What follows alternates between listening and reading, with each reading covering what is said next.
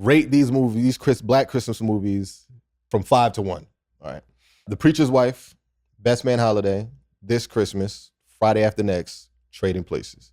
Copy. Start from the bottom. Go 5 to 1. Okay.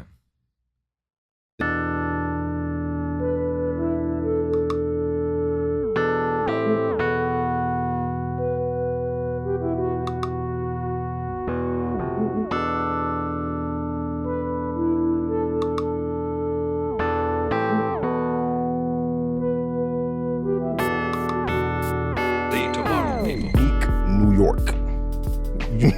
Unique New York. Unique New York. Unique. How now, New York. brown cow. You seen Anchorman? How now, brown guy. You seen Anchorman? Yeah. Yeah. That's like one of the funniest movies ever, dog. My nigga Will Ferrell was on the crazy run. That shit. That shit is funny. Will Ferrell was on the crazy run at that time. Facts. Fucking Talladega Nights, Anchorman, Step Brothers. Yo. Going crazy, dog. Going crazy. That was my guy. Either way, welcome back to another episode of Forever Open Radio. Forever Open Radio. Come on now, your hub for culture, music, entertainment, wellness, a little bit of this, a little bit of that, a little bit of everything. I am your host, Dusty P, alongside of SCSJR. Big SCSJR. We got Big Chris, Just Picks My Baby on the twos and threes. Sorry, the 3s and 4s, holding it down in the back. And actually, first and foremost, Merry Christmas to everybody. By the time you're seeing this, Christmas was just a couple days ago. We got New Year's coming up. So hopefully everybody has some good times with their loved ones. Or maybe if you didn't, some people, I realize that don't want to be around people on the holidays. When I'm asking like, yeah, who you do this and that, they're like, nah, I'm trying to avoid everybody trying to be, and I get it, to each of their own. And I guess that's just the way I grew up. It was so like close knit, but that's like one of the, well, first I'll ask you, where are you at in terms of like the holidays? Are you like, do you like to be with family? Are you more like a loner for the holidays? I'm a neutral guy. Yeah. You know, I can't even say I'm neutral. I'm so over holidays, bro. I'm gonna be honest with you. I'm over Christmas. I'm over Thanksgiving. I'm over Halloween. Really? I'm 37. So it's like 37 years I've been doing the same fucking thing. And it's like we're coming together, we're eating, we're celebrating underneath this tradition. But this tradition and this celebration isn't doing anything for the life of. You know, it's just like happening because it's a habit, because it happened last year. And it's just like, why are we doing this? You know, what is the purpose? What is the reasoning? So it's like, it's not I'm against family coming together. But why are we coming together? And when we come together, what are we doing besides eating? And nothing, right? So in between the holidays, do you spend much time with family? Like, are you seeing family throughout the year? No. Stuff like that? Nah. No, I mean, as of right now, no, because I'm focused on my career and open LA store at this very moment. But that's my point is, we utilize a holiday as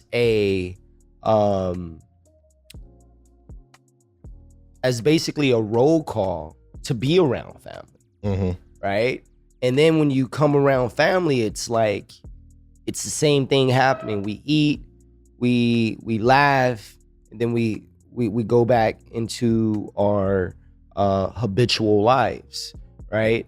But what I'm suggesting is let's create a common goal, right? Between the family members, and the next family gathering, we complete that goal, right? So now it becomes like, yeah, we're having these gatherings, but there's something being completed as far as solving a problem, creating a solution for a problem. Yeah. So you see, so for me, I'm same way. I don't like end up seeing, other than the family that's like actually in proximity to me, I don't really see family that often throughout the year.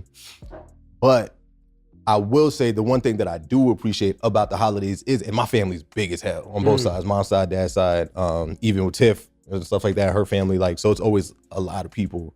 But I do appreciate that for me, that's the thing I like about it, is that there is no objective. You feel me? I'm spending all year, I'm working, I'm grinding, I'm doing this, doing that, trying to get these projects off the ground and all these things. And so I know this is the one time where I'm gonna be around a bunch of family that I love and I don't get to see all the time because, proximity, where it is just like no judgment. None of us, when you with family, you don't have to bring any of the outside shit in there. You feel me? So I mean, this is just me with my same cousin that I would, when I was 13, go spend whole summers in Maryland, like at his house. You feel me? Like now we get to kick it again and just kind of relive, like just like kicking it. You know what I'm saying? It's not, all right, maybe you may ask about work just to catch up or whatever, but like these people are so disconnected to my personal life that I'm like, that's what I like. It's that escape. So it's like Thanksgiving, we all together, we eat, Christmas, New Year's or whatever. And it's these times like these pockets where I'm like, I literally get to disconnect from everything with people who like, they want the best for me, but like, it doesn't really matter what I'm doing. They just trust I'm doing well. So it's just about like in the moment, having fun, living life. Cherishing and the day. Just like, yeah, you know what I'm saying? Cherish the moment. But again, I hear what you're saying. Don't like to each their own, but that's, that's like, right. You feel and me? I'm with you on that. And I receive the holidays like that. But, I want to tell the people, do something different. Create some common goals for you and your family, and just see that you and your family are, achieving these goals. And I feel like the dynamic of the family will change, and the community will become better. Yeah. Because we definitely need to start being more responsible with our lives, with our community, and with what we have going on as far as lifestyle. We have to gain control and start producing a future that is catered to who we are and what we are. Just get out of this rat race. Yeah, and that is something that's slept on, bro. And that's something I'm realizing now too, is like being more purposeful of like the future and not being so, like I've literally up until very recently, like it's been just like day to day. I was like, all right, what is the task to get through today? What are all the things I got? Cool, I knock today out, I'm go to sleep, wake up, and I'm like start over again. You feel me? But it's like, think to what you're talking about, moving with intention and like having like, all right, no, what do I want the next 6 months to look like? What do I want the next year to look like or whatever? It's something that like, honestly, I've only like, I literally like recently started doing because I'm just so horse with like the blinders on, just like what's right in front of me and how do I like execute and tackle this at 100%. Right. But that shit gets tiring, bro. Yeah. That shit gets tiring. That's called work. Yeah. that's called your working. Right. You know what I'm saying? Yeah. So where nothing around you exists except for the task that's being delegated your way. That's pure working. Yeah. And that's the crossover. It's either you're living or you're working. So and all it is just acknowledging, right? It's one of those things where if you don't acknowledge it, then it's a perpetual cycle. You know what I'm saying? But as soon as you take notice, it's like you stop it in its track. Third eye open. And the third eye open. And now you're able to like, not necessarily change anything, but intentions. It's all about intentions. Yeah, and knowing what you're doing. Most of the time, people don't even know what they're doing. They're just doing the same thing over and over and over because they taught us this 30-day, 7-day week thing. Yeah, and that's not the case. It's called every day. Since school days, that's what I say. I've been like reading a lot about, or not like seeking this reading, but just like been seeing online and shit like that where they talk about like school and how like how school is such like indoctrination. Oh of, my like, goodness. Be here at this time. You got this class for this amount of time, then you go here, then you go here, then you go here. You're gonna go home, you're gonna do these things. Pure indoctrination. Tomorrow I'm gonna make sure you did it and like do it all over again. Do it all over again. Which leads you to then you do that in college 5 at a higher days level. a week. Now you're working and you just used to like, no, you have to be here doing this thing every day for the week. Like, and it's like what? Yeah, and you look up and it's like, damn, like all the old heads like back in the day, they used to be like, time fly by so fast. Mm-hmm. Time be moving so fast. You gonna look up and you gonna be my age. Mm-hmm. And I used to look at him like, what the fuck are you talking about? Right? Like, no, I'm not, nigga. That's But what now you I did. kind of understand what they're talking about. Yeah. And, you know, I've never been the one to be docile to my lifestyle. You know, I've always put my lifestyle in the forefront of anything and everything I've done throughout my whole life. And, you know, I just feel for the ones that don't know that they're on this hamster wheel. Yeah. You know, because it's like, it's fucked up, bro. It is. And I think that's one of all the bad shit that happened during the pandemic. I think that's the one good that come out of it. Yeah. Yo, everybody woke up. Like, and that when you look fuck? at how like valuable the creator is now, like in everything. Like when you're looking at like branding, the president-elects were on podcasts to get the word out. You feel me? Like that's unthinkable. You got Trump and Kamala and shit like that trying to come on podcasts. That I mean, it makes sense. No, I'm saying like, well now, and that's the thing. Like the fact that or I would say it was unthinkable. Why did they go to the podcast, right? Why did they go to the podcast, right? Because now, it's getting taken seriously now. People started investing their time and energy into doing it. We're skipping. It's popping off. We're skipping something. Why did they go to the podcast? Why did they choose to not go to the main media and go to the podcast? Why? Because the podcast is the main media now. What happened to the main media? What if I'm not using a fork and I'm using a spoon? It's because it's more practical, right? It's so like, why did we go from mainstream media, NBC, to podcasts? You want to know why? Why? Because they be lying. Yeah, it's controlled. Yeah, That's why. It's in the hand of the because they be lying. Niggas be lying. You know what I'm saying? They be lying to you. And we know it. Yeah. It's proven that these niggas lie. Yeah. We don't listen to them. Yeah. I don't turn on my TV and turn on NBC and ABC because they be lying. Yeah. Yeah. Right? It's all controlled propaganda. I go to the podcast, to the homie's podcast, because I know he doesn't have a biased opinion. Yeah. He's not bought out by this corporate beast. You know what I'm saying? It's still morale. It's a person like you're a person. You feel me? So it's like it's unbiased, dog. And so I think that's like what the big turn of like during the pandemic is what happened is that started to become like the realization was there. And I think once that industry boomed, because podcasting is a thing that's been done for like a minute. Right. But people didn't really take it seriously. People didn't really want to do it. It was just like a thing. And then now when the pandemic happened and people had no choice but to podcast, you can only watch so much TV. You're just looking at like, I just need new things. And now you got podcasting where you're getting to get right to the creator and like get to know these people on such this like intimate level. And I think now all of the creative artists, the advertisers, like I was saying, and everything are like coming to these forms of media that didn't get taken seriously before. And it's just like, it's like the time of the creator. And I think, so it's interesting talking to older people and like saying like, all right, this is what I do, or this is what I want to do. And how like, for them, sometimes it just doesn't even make sense. It's like, man, you mean you're not going to go into an office every day and you're just going to do this thing and people are going to, like, that doesn't make sense. That's not a real job. That's not, like, you know what I mean? But that whole, I think the fabric of just like what all that shit means is shifting now in the best way possible. You know what's interesting?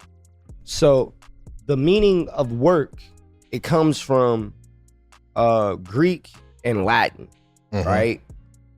And it means difficulty and struggle. So basically, to struggle. That's what work is. To struggle. Yeah. So you're supposed to suffer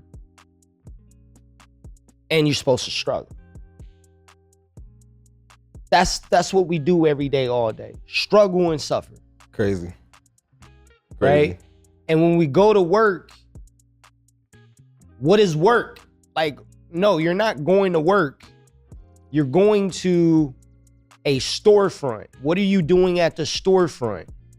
I'm talking to customers. I'm providing solutions for people's problems. I'm talking to Miss Walker right now. Define work. What define that, right? Nah, you're talking about not using the word. Right, but that word is a taboo word. It's a word that you can say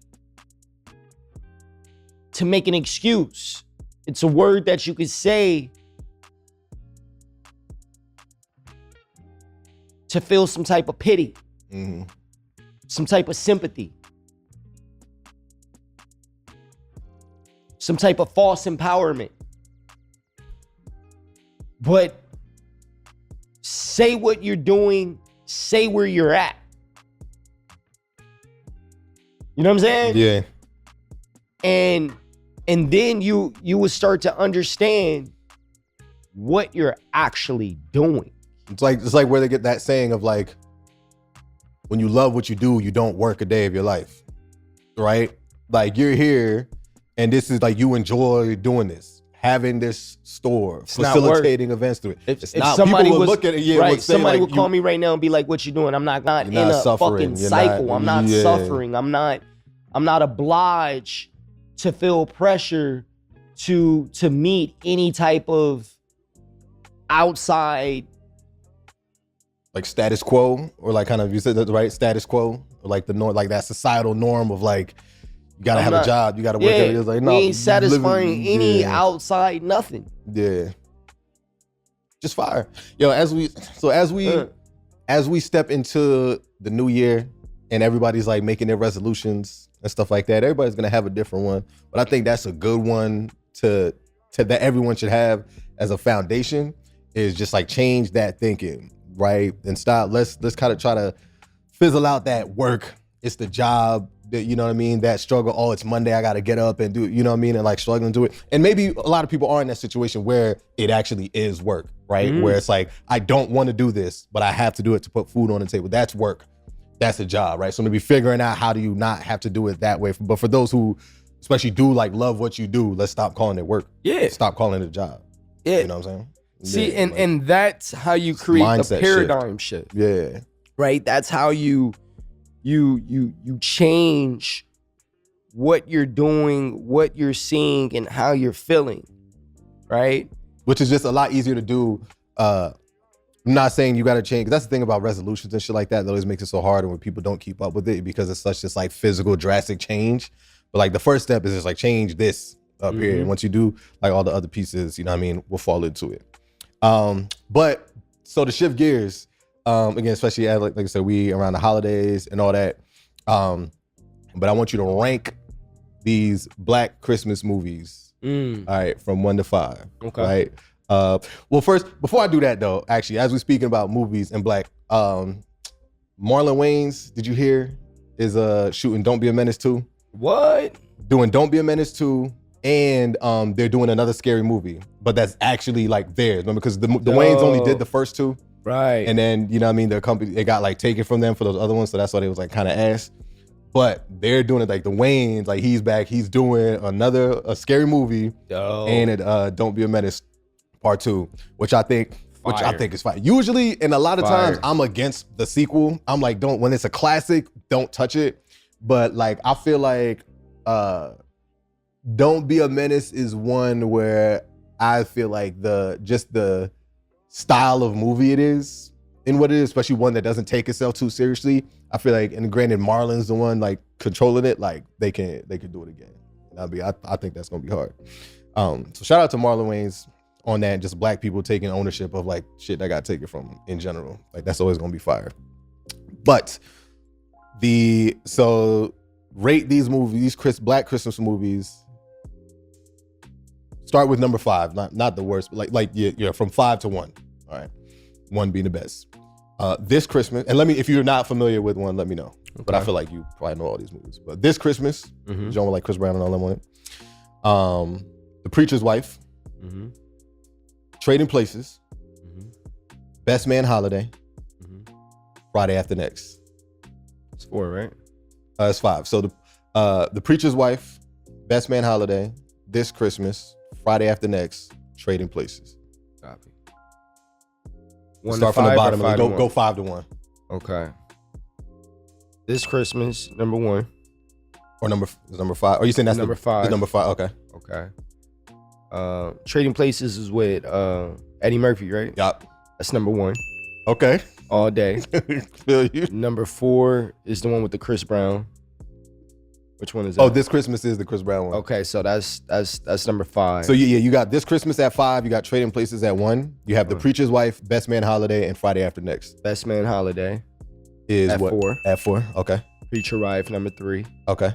And number 2 is Friday After Next. Easy. Okay. Easy. Rate the 3 Fridays. Best to worst. First Friday. Shit, the order. Just yeah. Facts. The order. The order for The first Friday, Smokey. Like, second one, Day Day. Yeah. And the third one, Cat Williams. Yeah. For sure. But the third one kind of grew on me. Yeah. You know, I didn't really like the third one all like that at first. The third one didn't feel like a Friday like the other ones did. I feel like, and it's like they progressively, like the feel of them change. Friday, the original one, is like its own thing. That's the cult classic for sure. The one next Friday, I feel like it didn't, like the tone of it didn't feel like Friday did, but it was close enough with the like dynamic between Craig and Day Day, so you still had that kind of like buddy like thing and just like trying to, you know, get through this problem or whatever. But then I think by the time you get to Friday After Next, it's like, all right, it's like Craig and Day Day again, kind of like more of what we were getting there. And you add like the you know, Damon, and you got Cat Williams and stuff like that, so it's still fun. But I think, yeah, like Friday After Next is like the farthest departure from Friday. I agree. And so it, like, you know what I mean, just kind of the way it progressed. But all right, yeah, so to go over it, you got Trading Places, Friday After Next, The Preacher's Wife, Best Man Holiday, and then This Christmas, number 5. Final answer. Final answer? All right. What about you? Locked in. All right, so for me, I'm gonna probably say, Best Man Holiday, I think, is a little higher on the list for me. I will say that. I'm gonna probably go, I do think Trading Places, I do think is a classic, like classic Eddie, like his shit, like, oh, it's fine. That's just like gonna be untouchable. So what is that, number 1? Number 1, yeah. Okay. So I would agree. I would say Trading Places number 1. Okay. I'm probably gonna go I really like Best Man Holiday. I'm probably gonna go Best Man Holiday number 2. Friday After Next number 3. Preacher's Wife number 4. This Christmas number 5. Yeah. So I'll say our 1 and 5 is the same, but the middle we shuffled around a little bit. Okay, I can see that. Yeah. I can see that. Fire. And then before we sign it off, the one thing, especially like as we're like talking about New Year's and just setting intentions and stuff like that for 2025, one thing I do want us to be able to do with the show, especially being like where we're at, is like teach people how to be better, not only better versions of themselves, like as a person, but like physically as well, right? So as we're like looking here, we got the juices, you know, we got the sea moss, the smoothies, and all these like organic things and stuff like that. What do you think are some like wellness, just like easily like attainable like wellness things that you could say, hey, if you can commit to doing this for the next year, you will physically become see yourself become a better person based on what you're like putting into your body? Like, what do you think are like some keys there?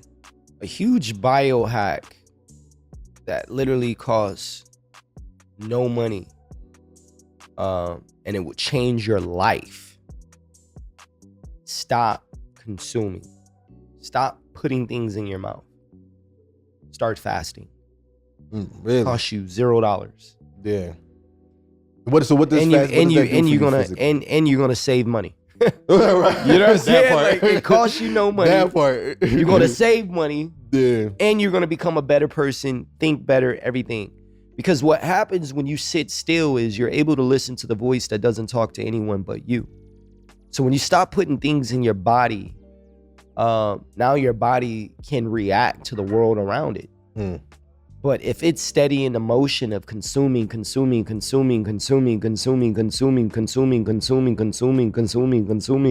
all it's gonna do, and it's gonna eventually just shut the fuck down.